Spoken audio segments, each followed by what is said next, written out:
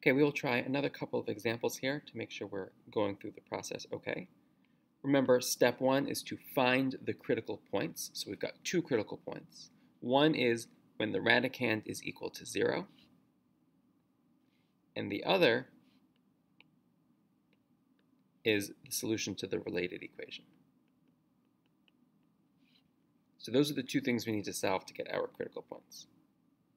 The first one is quite an easy equation to solve. 7x equals 0. That means that x equals 0. That's one critical point. And the other critical point, 3 times the square root of 7x equals 12. Well, we can isolate, square both sides, and solve for x. So those are our two critical points. We are going to put them onto the number line.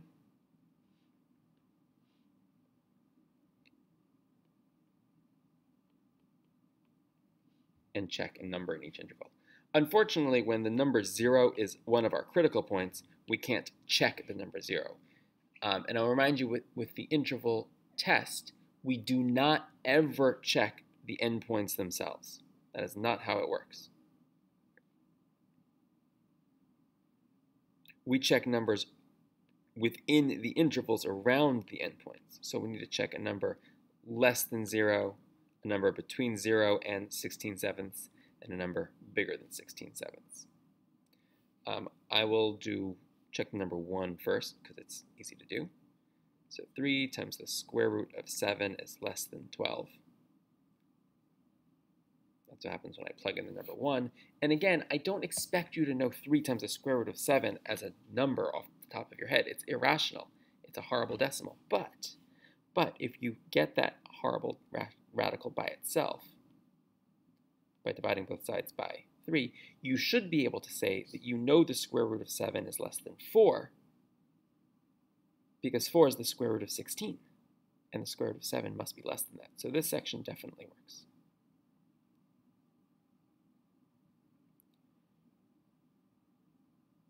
For the other sections, we'll pick very, very big number up here, so I'm going to pick like 1,000, and say is 3 times the square root of 7,000. Is that less than 12? Well, we can do the same thing. Take the 3 away from the square root and say the square root of 7,000 is definitely not less than 4. So that section does not work. The middle section did, the section on the right does not. And then for a very negative number, we'll see 3 times the square root of negative 7 times 1,000. Well, that can't be less than 12 because it's not real, because of this negative right there. So just by coincidence, the solution is, again, the section in the middle. Don't get any wrong ideas here. This isn't always the case. But in this example, again, the section is always in the middle. Remember our two endpoints, we've got to be careful here.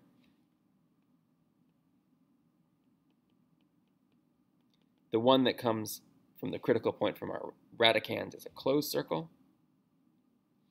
The one that comes from our related equation is an open circle, not always, but in this case, because the less than symbol was not or equal to. So our final solution is everything from 0 to 16/7. If you wanted to write it as an inequality, x is greater than or equal to 0, and x is less than 16/7. I do want to show you real quick, or talk to you real quick about checking answers. We don't check inequalities the same way we check equations. Never. We will never plug these two numbers in to that and check. It just doesn't help. You also won't have extraneous solutions, so you don't have to worry about the check so much. If you do want to check, it is worth knowing that you can plug inequalities into Desmos.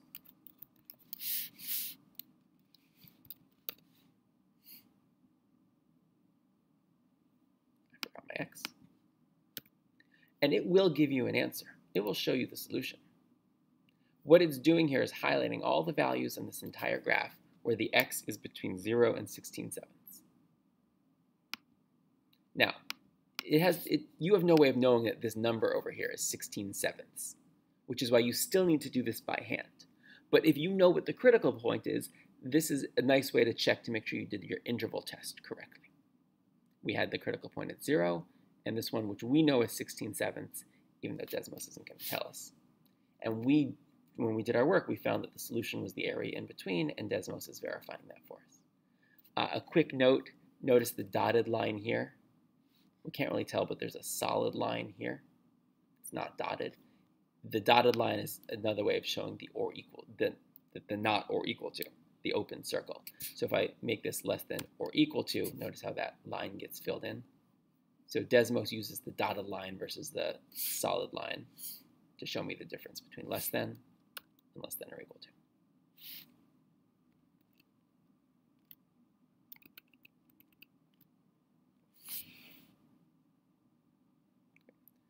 One last thing I want to check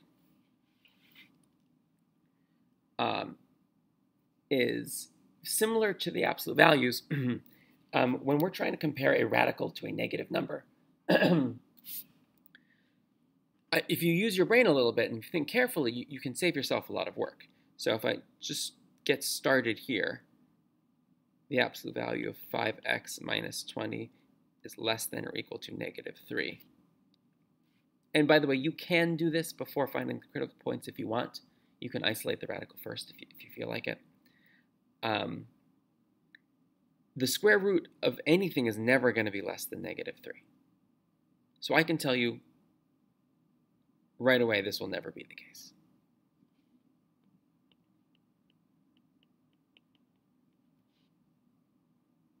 And we can see on the graph, this is the graph of the radical, 5x minus 20 plus 6, and this is the line y equals 3. And we can see the radical is never below 3, which means there's no solution.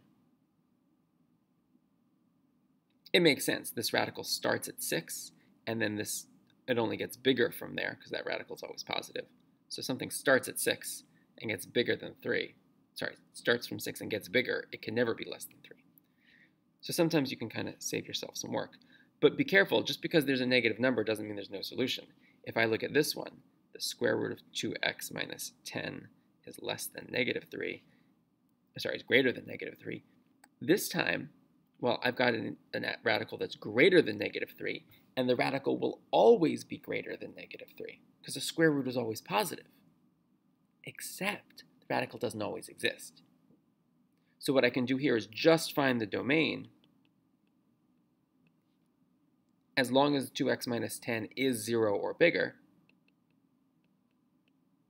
Oops, sorry.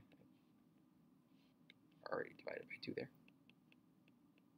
So as long as x is greater than or equal to 5, the radical will exist. And as long as this radical exists, it's bigger than -3. So we can see once the radical starts at 5, it is always going to be bigger than the line y equals 2, which means my solution here is everything greater than or equal to 5.